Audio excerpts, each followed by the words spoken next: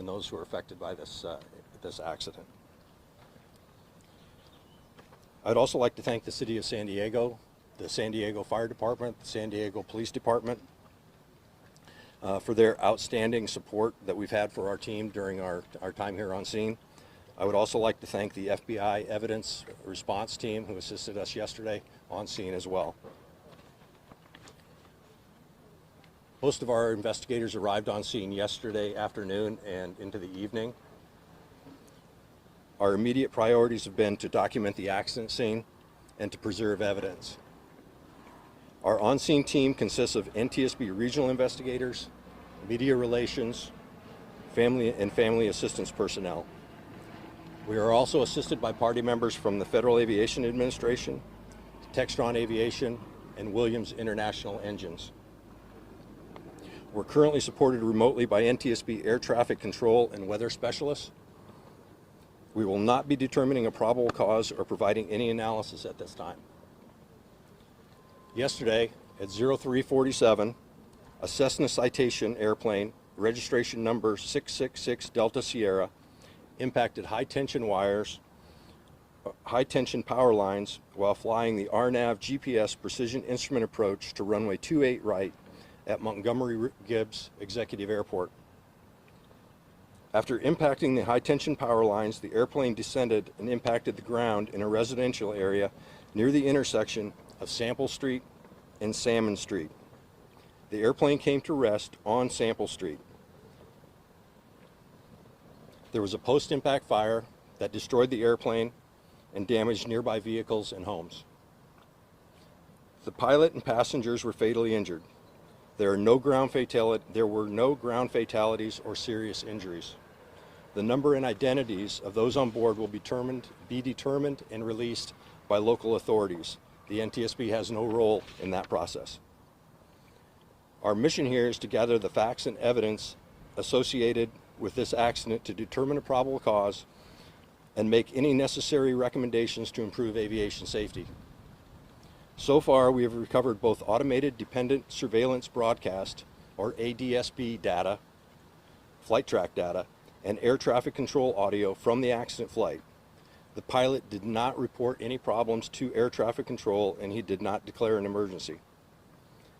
We have determined that the automated surface observing system, which provides airport weather conditions to pilots, was inoperative at the Montgomery Airport at the time of the accident due to an unrelated power surge. Air traffic control provided the pilot the weather conditions at Marine Corps Air Station Miramar before he began the approach to Montgomery Airport. The weather at Miramar was briefed as wind calm, 1/2 mile visibility, and 200-foot ceiling. Miramar is located about 4 miles north of the Montgomery Airport. We have also determined that there were notices to air mission, also called NOTAMs, in effect at the time of the accident that stated the runway 28 right precision approach path indicator and runway 28 right medium intensity approach light system with runway alignment indicator lights at Montgomery Airport were out of service. The airplane was not equipped with a flight data recorder. We are trying to determine at this time if the airplane was equipped with a cockpit voice recorder. We have maintenance records that indicate that there may have been one installed in the past, but we will not know for certain until we complete our wreckage examination. Once our on-scene activities are completed, the airplane wreckage will be recovered to a secure facility where it will be available if any additional examinations are necessary. We anticipate the wreckage recovery will begin later today, and our team will conclude the on-scene portion of the investigation within the next 2 to 3 days.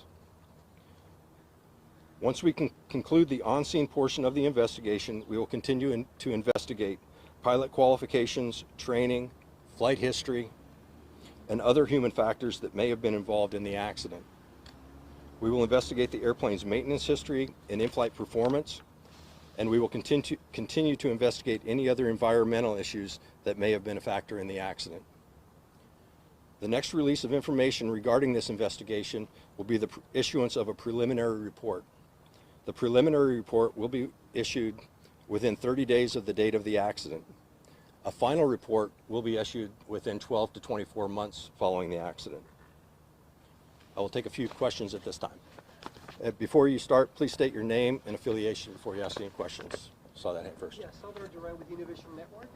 So you're saying that there's no black box in this on this particular plane, and the fact that the pilot hit a power post, what does that tell you? So the question that I can answer is was the airplane equipped with a flight data recorder? No, the airplane was not equipped with a flight data recorder. We're investigating whether it was equipped with a cockpit voice recorder. The engines may have a flight data recording capability called a FADEC on board, and we're waiting to verify that as well. Matthew Cedor, Fox LA. Is it normal for an airport to have a non-working ASOS system? And then what kind of challenges would that make for pilots trying to land in weather? The question is it common for an airport to have an ASOS or out of system or out of service? I can't speak to that. I don't know what the number of airports are that have one that's out of service, but it's not at every airport. But it is necessary to provide weather updates to the pilot at the facility through the normal reporting procedure. Does that make it more challenging for pilots to land if that's not working? It affects the pilot's decision making, not the pilot's decision or the pilot's performance in the airplane. Excuse me, Over this side. David with the Channel 8 News here in San Diego. Did you say there were two systems that were out? And can you describe? I understand one was a weather system, but I thought I heard you mention a second system that was out. Can you explain what that is? Yeah, the question is that I briefed. There were two systems that were out, and what were they?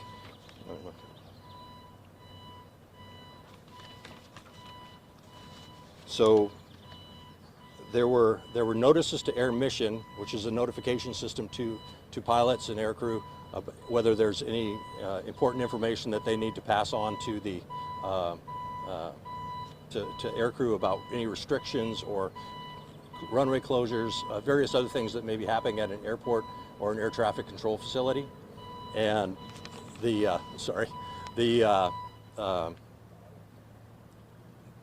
so there were notices to the airmen stating that there was airport lighting that was out that would have affected the illumination of the runway, both the illumination of the runway and the glide slope, the visual glide slope indicator for that.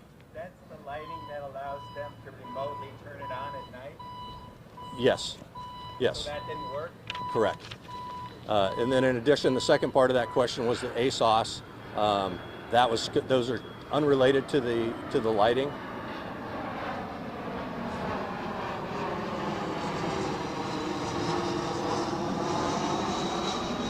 So the ASOS system, the weather reporting system, is unrelated to the lighting. It's a separate system, and that experienced some sort of a technical glitch prior to the accident. I don't know the exact time that took it offline, so it was not available at the airport. So the pilot and the air traffic control was relying on other sources to gather weather information in the area in order to make a decision to continue the approach. How high are those power lines, and how high is the jet supposed to be to clear those? What's the minimum altitude when he goes over those power lines? The question is, what is the minimum altitude to clear the power lines and how high they are? I have not received the measurements of that yet and done the calculations, so I can't answer that. I had another question over here.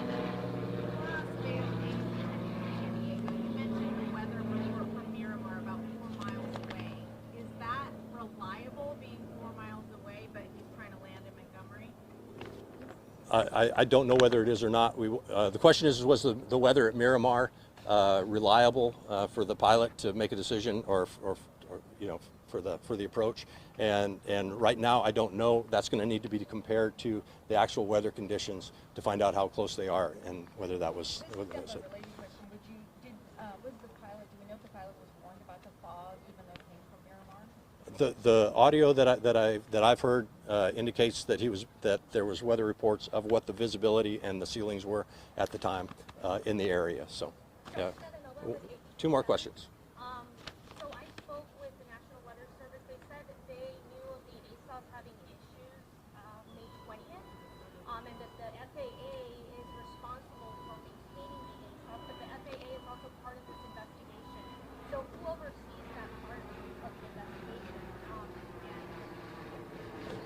the question is who oversees the weather facility there with and with the FAA being part of the investigation? Who is responsible for maintaining ASOS?